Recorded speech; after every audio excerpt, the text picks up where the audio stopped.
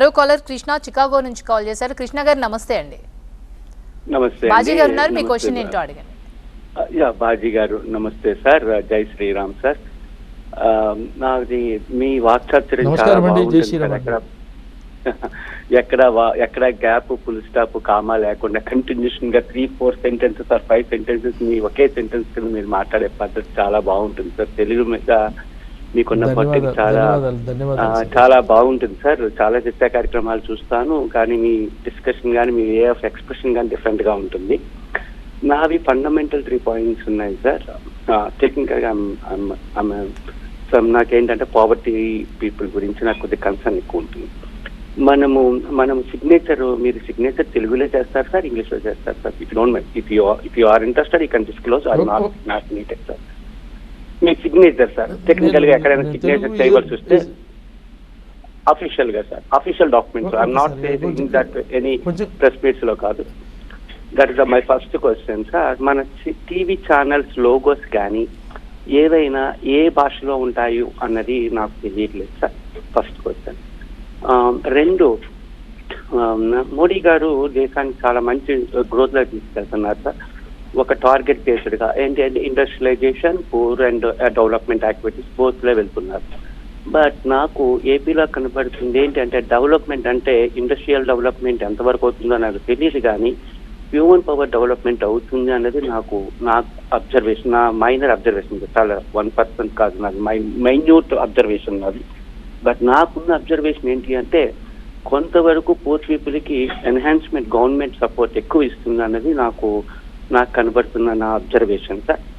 ఆ విధంగా ముందు హ్యూమన్ డెవలప్మెంట్ అయితే కదా సార్ రేపు పొద్దున్న మనము 1947లో ఉన్న పీపుల్ సిచ్యువేషన్ కి ఈ రోజు ఉన్న పీపుల్ సిచ్యువేషన్ ని మనం కంపేర్ చేసుకుంటే ఎంతసేపు మనం విశాఖపట్నంతో ఆగిపోతున్నాం, హెడ్ క్వార్టర్స్ ఆగిపోతున్నాం. చింతపల్లి వెళ్ళట్లేదు సార్, అరకు వెళ్ళడం లేదు, మారుమూల గ్రామాలకు వెళ్ళడం లేదు సార్. అక్కడ పీపుల్ ఎలా ఉన్నారనేది ఒక్కసారి మీరు దేశ స్థాయిలో కానీ రాష్ట్ర స్థాయిలో కానీ ఆలోచిస్తే చాలా బాగుంటుంది. కృష్ణ గారు మీ క్వశ్చన్ కి ఆన్సర్ ఇస్తారు బాజీ గారు. సార్ నమస్కారం కృష్ణ గారు, ధన్యవాదాలు మీరు నా పట్ల చూపించినటువంటి అభిమానానికి.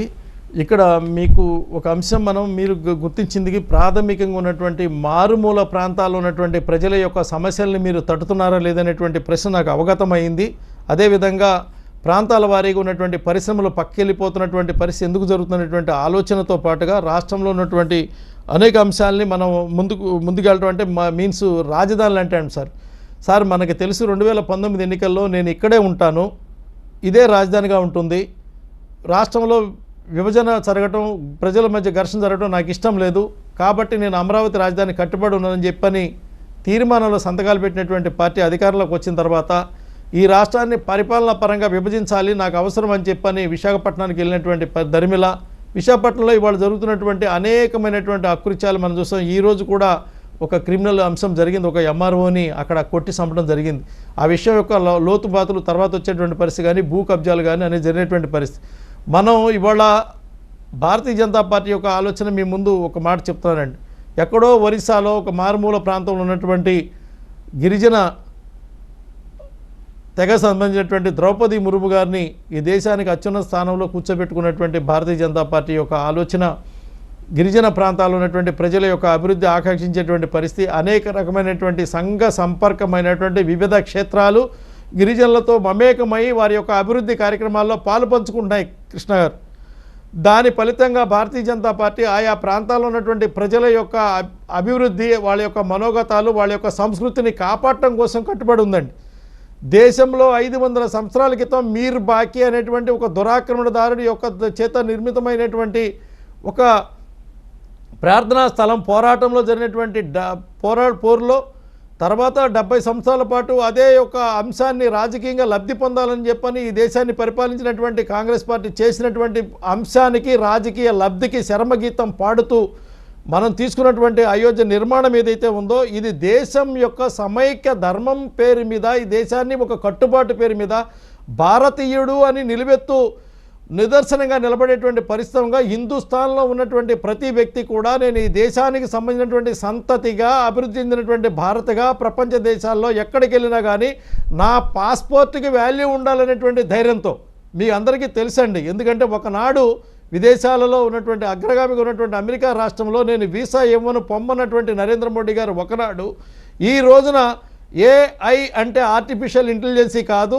ఏ అంటే అమెరికా, ఐ అంటే ఇండియా అని చెప్పేటువంటి పరిస్థితి తీసుకెళ్ళినటువంటి అమెరికా వేదిక మీద ఆనాడు చికాగోలో నరేంద్ర దత్తు ఎవరైతే వివేకానందుడికి వచ్చినటువంటి ప్రజాస్పందన తర్వాత ఈనాడు నరేంద్ర మోడీ గారికి వచ్చినటువంటి భారతీయ ప్రజాస్పందన ఏదైతే ఉందో మన దేశం యొక్క కీర్తి దశ దిశలా వ్యాపించేటువంటి క్రమంలో ఒక పక్క దేశంలో అంతర్గతంగా ఉన్నటువంటి ఈ అంతర్యాలని అదేవిధంగా సామాజిక సమస్యల్ని నిర్మూలించి సంస్కృతిని కాపాడుకునేటువంటి ఆలోచన పోతున్నటువంటి విధానాలు ఒక పక్క.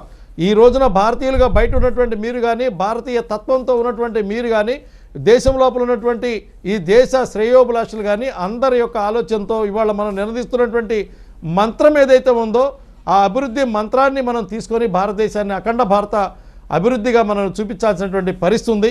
మనం కాశ్మీర్ సాధించుకున్నాం, మనం చట్టాలను సవరించుకుంటున్నాం, అదేవిధంగా సామాజికంగా ఉన్నటువంటి అనేక అంశాలను నిర్మూలించుకుంటున్నాం. మనం ఎంత గొప్పతనంగా ఉంటున్నామంటే కరోనా కష్టకాలంలో ఏవైతే వ్యర్థాలను పారేస్తేనో లేకపోతే వాళ్ళని ఎత్తుకెళ్ళినటువంటి కార్మికులు ఎవరైతే ఉన్నారో వాళ్ళకి సన్మానం చేసుకున్నాం, వైద్యం చేసిన డాక్టర్లను గౌరవించుకున్నాం. ఎక్కడైతే పారిశుద్ధ్య కార్యక్రమాలు ఎక్కువ జరుగుతాయో ఆ యొక్క సేవ చేసినటువంటి పారిశుద్ధ్య కార్మికుల యొక్క కాళ్ళు గడిగినటువంటి దేశ ప్రధాని నరేంద్ర మోడీ గారు లాంటి సామాన్యుడిని ఈ రోజున దేశాన్ని పరిపాలించేటువంటి అవకాశాన్ని మనం తీసుకున్నాం. ఈ దేశం దిగ్గుణితమై ఈ దేశం దశ దిశలా వ్యాపించి ప్రపంచానికి మార్గదర్శిగా మారేటువంటి ఈ రోజున G20 లాంటి దేశాల యొక్క సరసన ఒకనాడు వెనక కూర్చున్నటువంటి భారతదేశాన్ని తీసుకెళ్ళి అధ్యక్ష స్థానంలో కూర్చోబెట్టేటువంటి భారతదేశం యొక్క నేతృత్వాన్ని వాళ్ళ మనం గర్వంగా తీసుకోవాల్సినటువంటి పరిస్థితి ఉందండి.